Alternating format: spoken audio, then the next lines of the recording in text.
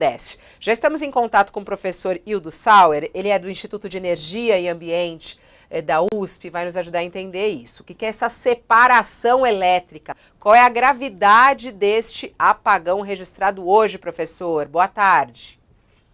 Boa tarde. Ele é, na verdade, um aviso de que o nosso sistema voltou, depois daquele último apagão centrado lá no Amapá, estarmos novamente numa situação mais fragilizada do que o aceitável e o desejável. O que é essa separação? Normalmente, quando há um episódio que desequilibra o funcionamento de algum equipamento crítico, há o desligamento imediatamente sem controle, e se o sistema, o operador, consegue intervir a tempo, ou se os softwares de controle intervêm, é possível que o episódio não atinja proporções catastróficas. Eu diria que, neste caso, estamos numa posição intermediária. De um lado, os gráficos indicam que cerca de 60, estávamos em torno de 70 mil megawatts praticamente, e caímos para 55. Isso significa...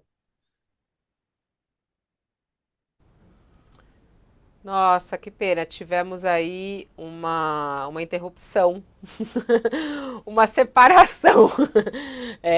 Teve uma queda aí da transmissão do professor Ildo Sauer, ele estava explicando algo bem interessante, né, Sakamoto? Ele diz que esse apagão hoje, ele funciona como um alerta de que justamente a situação está frágil. Você entende assim também, Sakamoto? Porque quando ele estava até explicando, Fabiola, exatamente aquela coisa do efeito cascata, né, que a gente estava falando no início. E o sistema elétrico, ele se desliga para proteger todas as instalações elétricas do que ele chama de efeito catastrófico, né? Ou seja, impedir uma queima generalizada de produtos, porque eles começam a operar em frequência baixa, ou outros problemas decorrentes dessa queda de potência, né? E isso pode levar a um problema muito mais grave, né? Em todo o sistema elétrico, pode levar catastroficamente a queima de terminais, indústria, né, residências e tudo isso mais. Então você desliga, né, e também desliga antes do sistema inteiro entrar em colapso. Então você corta um pedaço do sistema para que o resto do sistema volte a continuar funcionando. Ele falou que o sistema ele foi interrompido, houve esse desligamento dessa parte, de uma parte do país, quando de 70 mil megawatts de consumo, a gente tinha caído para 55 de oferta de potência, caiu para 55, e aí você teve esse problema, né?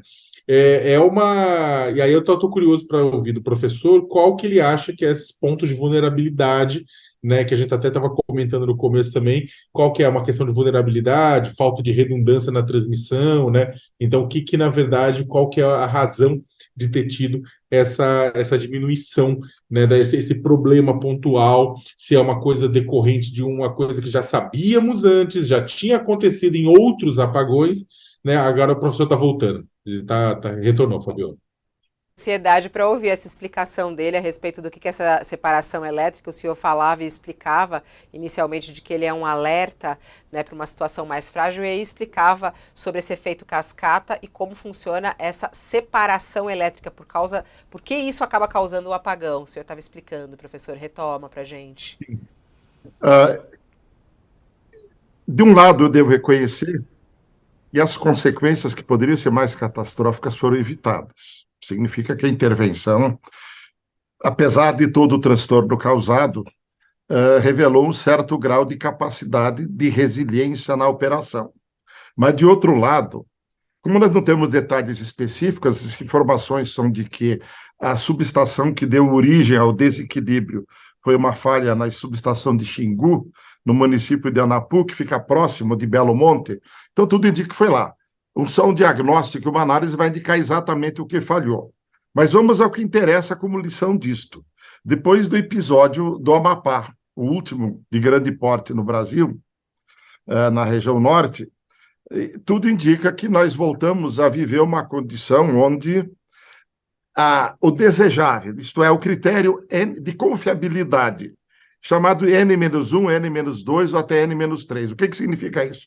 Significa que se perder um componente crítico, o sistema pode ficar de pé. Um estágio mais avançado é a perda de uma grande unidade geradora, de uma subestação ou de uma linha de transmissão. N-1 é perder um desses componentes, N-2 perder dois ou até três. O sistema deveria ter robustez suficiente para permanecer operando. Isso claramente indicou hoje que é uma condição que nós não temos. Isso também leva a atenção do que foi chamado anteriormente, de que nós não temos possivelmente ainda uma política, uma prática adequada do que se chama tecnicamente de manutenção preventiva centrada em confiabilidade. O que significa isso? Que todos os componentes devem ser periodicamente, de acordo com os critérios, revisados e recondicionados para permanecerem operacionais. Este episódio, combinado com aquele do Amapá, indica que possivelmente isso não esteja acontecendo. E há uma série de possibilidades para ver isto. Primeiro, a reforma do setor elétrico tem dado ênfase, acima de tudo, ao desempenho econômico-financeiro das empresas envolvidas. Há uma multiplicidade agora de agentes com tecnologias diversas que estão presentes, o que de um lado pode ser positivo, que são vários paradigmas de tecnologia, mas de outro lado precisa ter uma coordenação, uma capacidade de garantir que todos os procedimentos de manutenção sejam aplicados, revisados e fiscalizados periodicamente. Então, eu acho que neste momento, nesse estágio, é preciso aguardar a investigação do que efetivamente aconteceu, mas já podemos antecipar de que possivelmente só esclarecer aquele episódio não é suficiente. Há um alerta que é importante para o governo, para o Ministério, para a Agência Nacional de Energia Elétrica, para o Operador Nacional de Sistema e para todos os atores envolvidos, empresa de geração, empresa de transmissão, empresas de distribuição elétrica, de que é preciso fazer um processo de avaliação se, de fato, estamos com a confiabilidade que é necessária. Professor, exatamente, bem, boa tarde, antes de mais nada, Leonardo Sakamoto aqui, feliz de ter o senhor conversando conosco. Porque o ponto é o seguinte, normalmente, e aí como o senhor é especialista nessa questão, a gente sabe que o sistema elétrico tem que trabalhar com redundância, né, também, né? E aí o que acontece é o seguinte, ao que tudo indica, o sistema brasileiro, em muitos pontos, em vários apagões que a gente teve ao longo do tempo, a gente viu, na verdade, sistemas com nós de vulnerabilidade, como o senhor bem colocou, né? E em alguns lugares, inclusive, nós de falta de redundância ou uma redundância insuficiente. Falta, na verdade, investimento em transmissão por parte do setor privado e do setor público no Brasil? Veja, vamos separar as coisas. Investimento, eu pessoalmente sou daqueles que acho que nós temos que robustecer muito, de um lado, a capacidade de transmissão. O Brasil, é um país invejável em termos de possibilidade de integrar fontes que têm uma variabilidade ao longo do ano entre regiões, a sazonalidade hidráulica e ao longo dos anos, a integração da fotovoltaica, a integração da eólica, majoritariamente no Nordeste e também no Sul, todos são recursos. A valorização deles e a integração deles de forma confiável significa a necessidade, de um lado, de robustecer e ampliar a capacidade de transmissão. A mim me parece que isso está sendo feito de maneira insuficiente. Agora, não basta só ampliar a capacidade. É preciso garantir, como você bem mencionou, as redundâncias, que são os critérios N-1, N-2 ou mesmo N-3. Perda de um elemento importante não pode causar transtornos ao sistema. Isso significa mais investimentos em redundância. Eu lembro que, lá no Amapá, uma lição que ficou foi de que, apesar de ter subestações redundantes, elas não estavam em manutenção, estão há muito tempo em manutenção e só tinha mal funcionando. Significa, mostrou claramente que houve uma falta de fiscalização lá no Amapá. Eu não posso falar desse caso aqui, porque não tenho os elementos ainda. Mas, como eu digo, então, é necessário no Brasil ampliar os investimentos. É um processo complexo, porque ele é coordenado por estudos feitos conjuntamente pela empresa de pesquisa energética e o papel decisivo do Operador Nacional do Sistema. É preciso organizar as licitações, é preciso depois construir, acompanhar a construção dentro do prazo. Historicamente tem havido atrasos, acreditar que só contratar, licitar, contratar seja suficiente, se mostrou inútil, insuficiente. E, além do mais, depois de construído, eu acho que temos os dois casos, então, aqui. De um lado, precisamos ampliar a nossa capacidade de transmissão para ter maior benefício econômico, evitar o uso de termoelétricas, por exemplo, que são caríssimas e, na minha opinião, desnecessárias, praticamente, a não ser para ficar como reserva do sistema. Nós podemos atender toda a nossa demanda elétrica no médio e longo prazo, desde que façamos suficientes investimentos na geração hidráulica, tendo os reservatórios, a operação dessa imensa energia estocada com uma grande bateria que nenhum outro país tem nessa dimensão, para inserir a fotovoltaica e a eólica. E ter térmicas de reserva que só seriam usadas nos episódios de falta de energia de longo prazo. Isso tudo é necessário, mas também é necessário, de tudo que está construído, ter uma política de manutenção preventiva centrada em confiabilidade, que haja um plano de manutenção, que ele seja implementado e que seja fiscalizado de maneira transparente. Desculpe interromper o senhor, mas eu acho que esse é o ponto, na verdade, que ele chegou no ponto que eu queria tocar. Hoje, com todo o apagão e com tudo que está acontecendo, a gente tem falado do Operador Nacional do Sistema Elétrico, da ONS. Só que existe uma agência que, na verdade, é responsável por isso e que está pouco se falando hoje, que é a ANEEL. É a Agência Nacional de Energia Elétrica, que, teoricamente, a ANEEL deveria ser uma agência que olhe todo o sistema, exatamente a ponte onde é a manutenção, a ponte onde tem que resolver, onde é investimento, e faça uma cobrança, inclusive, do setor privado. Só que em determinado ponto, muitas vezes a gente vê as agências reguladoras do Brasil quase que sequestradas pelo interesse privado. Lamentavelmente, eu estou nesse debate já desde a década de 90, portanto, há mais de 30 anos, e nós, infelizmente, preconizávamos de que sempre há um risco de que os agentes reguladores sofram processos de captura pelos agentes muito poderosos economicamente. É um processo natural entre aspas, que acontece em muitos lugares do mundo e que tem que ser evitado. Por quê? Porque o número de agentes com enormes interesses financeiros, de negócios, de rentabilidade, pressionados pelos acionistas, pelos investidores, tem capacidade de atuar para cumprir no limite o que é imposto pelo regulador e pelos contratos. E a ANEEL também, embora tenha uma capacitação técnica invejável, ela, me parece, em número e quantidade, e mesmo em ampliação de funcionários, insuficiente para atender um país inteiro.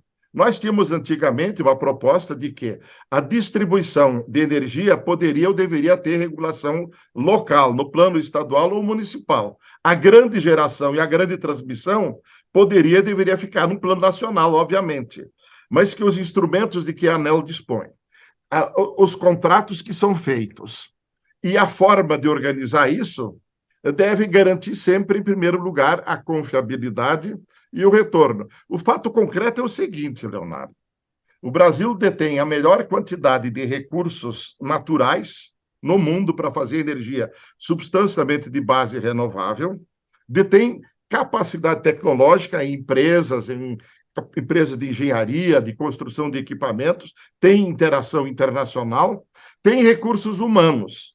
Então, o que falta?